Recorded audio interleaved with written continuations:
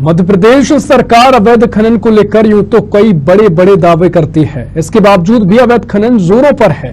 वहीं बड़वानी में नदियों से अवैध खनन किया जा रहा है, जिसके चलते अधिकारियों पर कई तरह के सवाल खड़े हो रहे हैं। देखिए इस खास रिपोर्ट में।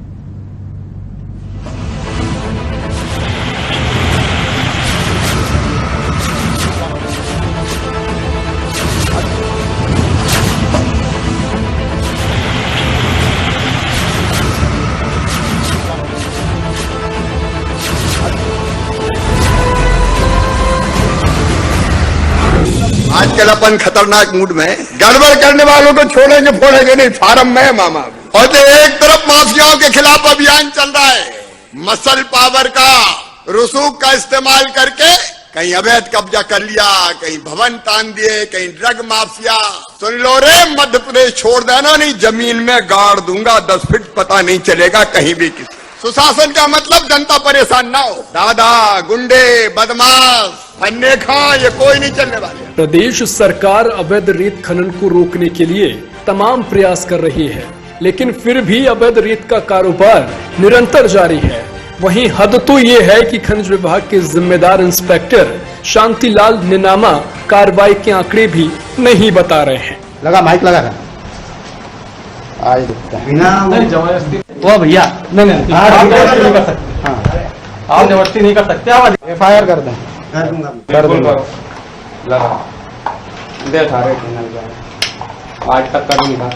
NGT उच्च न्यायालय और राज्य सरकार की कड़ी हिदायत के बाद भी रेत माफिया दिन दहाड़े गोई नदी का सीना मशीनों से छलनी कर रहे हैं। दरअसल बड़वानी जिले की सिलावद, पिपलूद, बघूद, नर्मदा और गोई नदी से अवैध खनन बदस्तूर जारी है।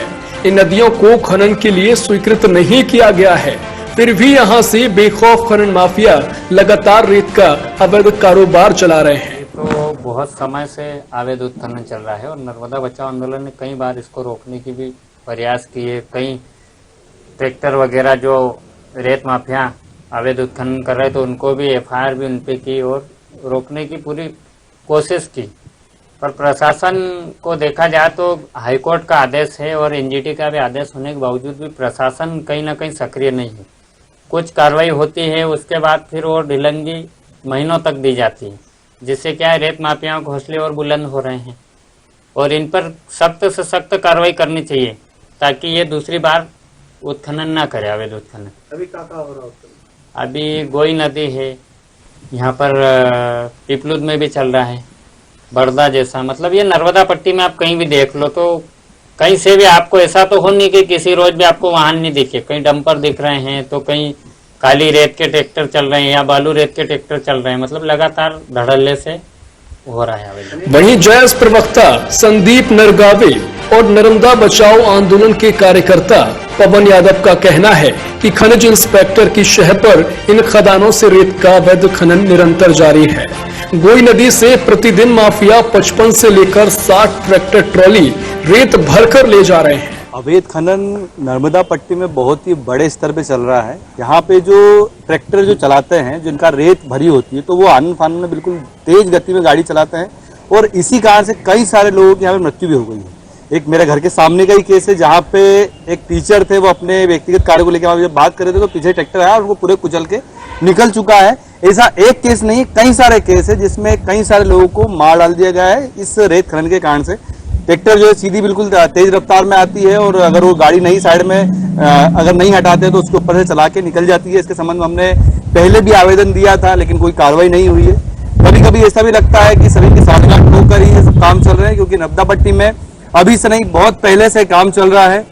अवैध खनन जो रेत खनन जो है वो बहुत ही बड़े स्तर पे चल रहा है, लेकिन कोई सुनने वाला नहीं है। कई सारे लोगों की जान भी जा चुकी है, लेकिन अभी तक कोई भी निराकरण नहीं हुआ। हालांकि अवैध रेत के गोरख धंधे में जहां खनिज विभाग कार्रवाई के आंकड़े छिपा रहा है, वहीं खनिज विभाग के जवाबदार इंस्पेक्टर शांतिलाल निनामा मीडिया से बचते नजर आ रहे हैं। इससे साफ तौर पर जाहिर होता है कि रेत का कारोबार धड़ल्ले से फल फूल रहा है।